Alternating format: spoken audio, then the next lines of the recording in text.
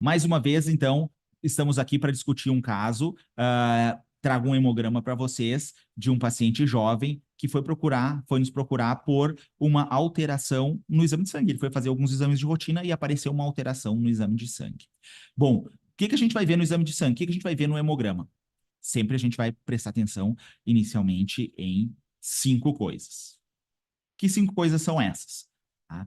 A hemoglobina do paciente, o VCM, os segmentados ou neutrófilos, os linfócitos e as plaquetas. Então, nesse caso, a gente tem uma hemoglobina de 14,5, ou seja, 100% normal. Esse paciente não tem anemia. O problema dele, em princípio, não é na série vermelha. Eu tenho aqui uma hemoglobina de 14,5. Quando a hemoglobina está normal, o VCM também, em geral, não faz muita diferença para a gente. Vamos para a série branca. Leucócitos, 4.800 neutrófilos. Isso é interessante, tá, pessoal? É recomendado que vocês prestem atenção sempre na quantidade absoluta dos leucócitos e não na quantidade percentual, tá?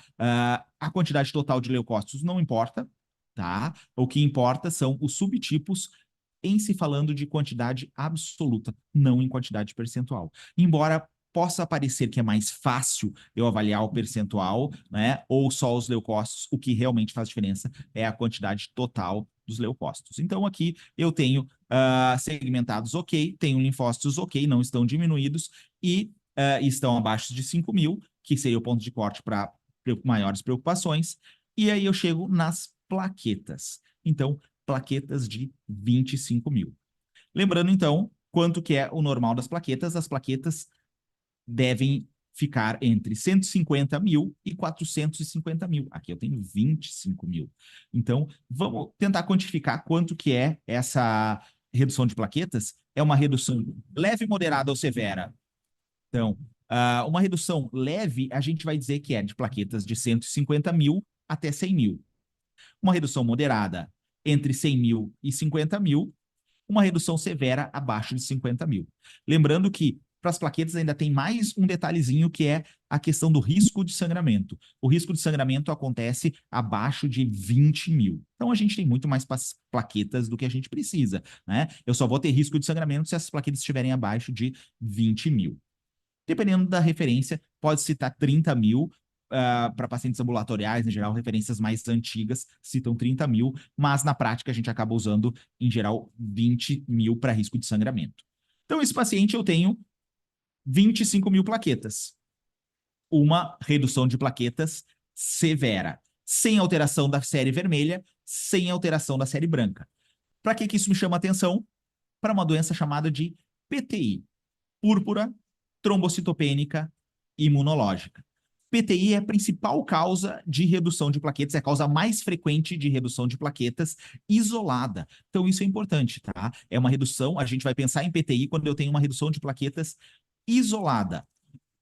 Eu não tenho nada de anemia, eu não tenho nada de alteração na série branca. Aí eu vou chamar de PTI, se eu tenho exclusivamente alteração nas plaquetas.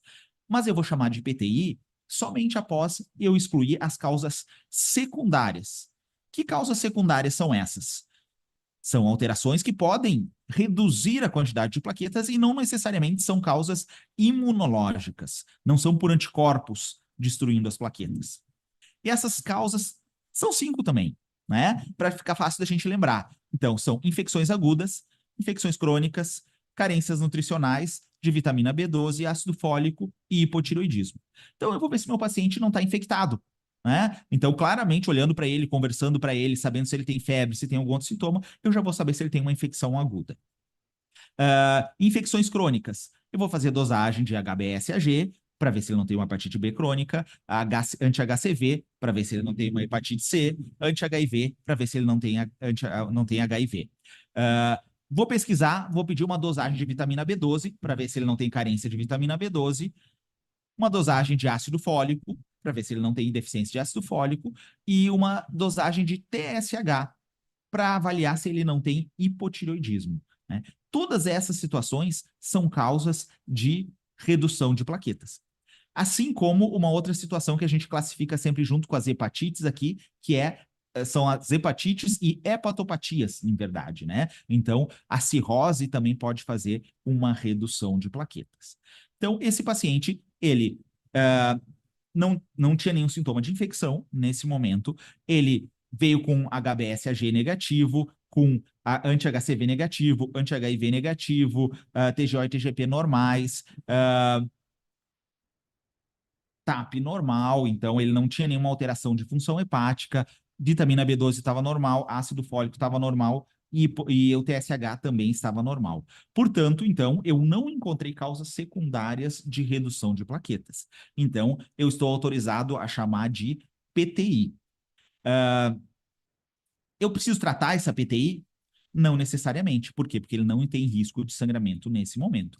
Como eu disse, tem um pouquinho de controvérsia. Alguns vão considerar uma redução de plaquetas abaixo de 30 mil, outros abaixo de 20. Então, eventualmente, não estaria errado tratá-lo, mas classicamente se trata abaixo de 20 mil. Então, eu iria apenas observar esse paciente, tá? Para ver se vamos ter alguma outra alteração.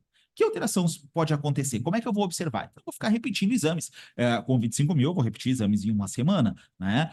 Depois, dependendo, vou repetir em 2, em 4 semanas, dependendo de como vão permanecer essas contagens. Se essas contagens caírem, automaticamente eu vou começar o tratamento para PTI. Se elas começarem a subir, ok, né? Eventualmente pode normalizar, inclusive, sem nenhum tratamento. Mas eu tenho que prestar atenção em algumas situações, como, por exemplo, se começa a aparecer alteração na série branca ou alteração na série vermelha. E aí eu posso precisar lançar mão de exames de medula óssea, porque, eventualmente, eu posso estar falando de alguma doença medular, de uma leucemia, de uma mielodisplasia, de alguma outra situação, né? Por quê? Porque o diagnóstico de PTI é um diagnóstico chamado de exclusão. Então, eu vou dizer que é PTI quando todo o resto deu negativo. Né? Todo o resto, qual? Todo o resto desses exames. Se esses exames vêm negativos, eu chamo de PTI até que se prove o contrário.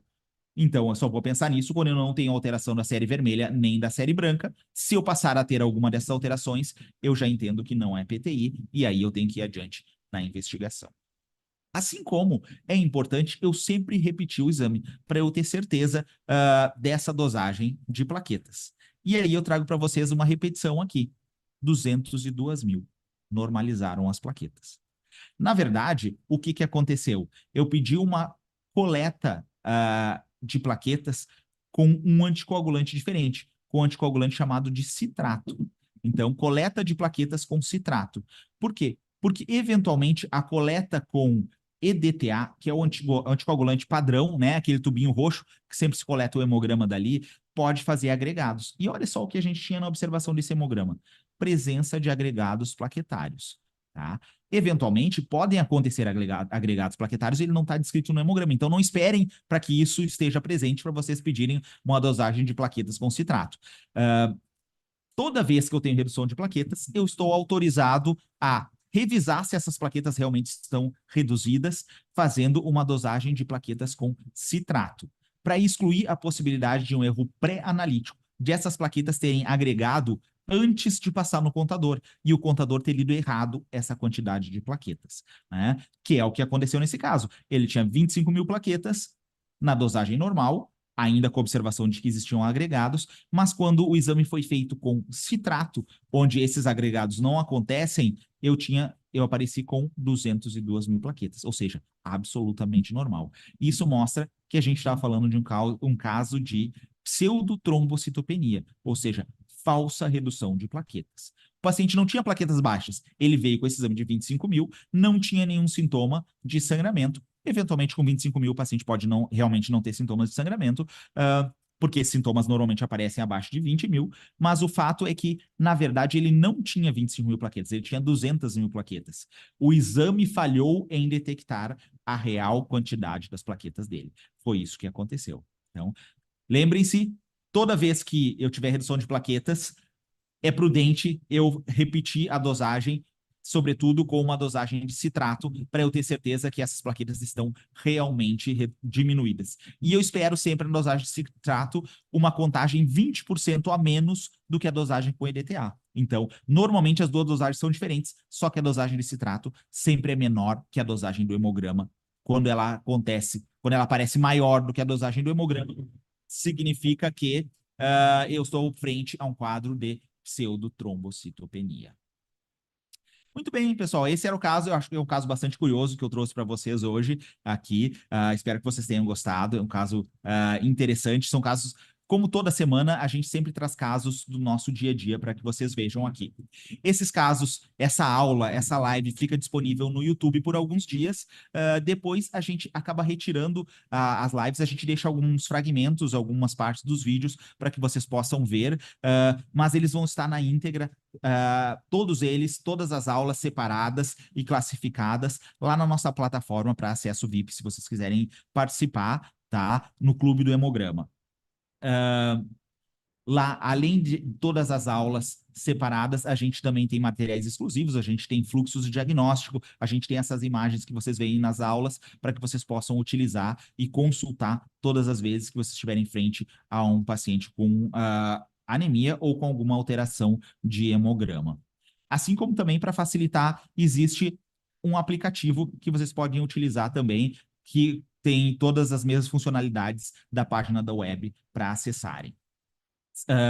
Se estiverem interessados em participar do acesso VIP ao Clube do Hemograma, é só se inscrever aqui no clubedohemograma.com.br. A gente também tem os links lá no Instagram e no YouTube. Independente disso, vocês que estão no YouTube, que estão assistindo no YouTube, se inscrevam no YouTube, ativem o sininho para que toda segunda-feira o YouTube avise vocês e vocês estejam aqui para mais um encontro para a gente seguir a discussão dos hemogramas.